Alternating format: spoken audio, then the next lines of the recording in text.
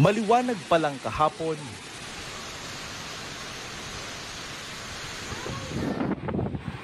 hanggang pagkagat ng dilim, hindi pinatahimik ng Super Typhoon Pipito ang Catanduanes. Sa bayan ng Panganiban naglandfall ang bagyo kagabi. Nang lumiwanag, tumambad ang lawak ng pinsala. Daang-daang bahay ang wasak. Isolated sila dahil walang signal at kuryente at barado ng guho ang mga kalsada. Paubos na raw ang pondo ng munisipyo at ngayon pang 2 araw na lang ang natitira nilang family food packs.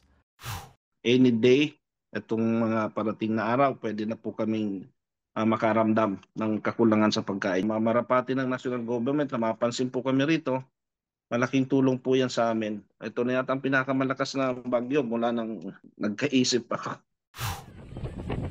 Bugbog sarado rin ang Karamoran, sira ang maraming bahay at kubo, halos tuklap din ang bubong ng isang covered court. Sa Bagamanok, isang bahay ang nasira ang bubong kaya pinasok ng tubig. Bahay man, poste o simbahan, kahit presinto, hindi sinanto ng bagyo. Sa Virac, walang panama sa bagyo ang mga poste at puno. Sa pagbuti ng panahon, maraming lumikas ang nag-uuwian na. May iba namang nanatili. Yung bahay namin talagang wasak siya, hindi siya na pwede tirahan. Sa Higmoto, bumaha at humambalang sa daan ang mga natumbang puno at bahagi ng mga bahay. Sa Viga, mismong Emergency Operation Center nila ang napuruan at nasira. Ganyan din ang sinapit ng maraming bahay roon. Baha rin sa ilang lugar. Sa bayan ng San Andres, isang buntis ang tinulungang mga anak ng mga otoridad.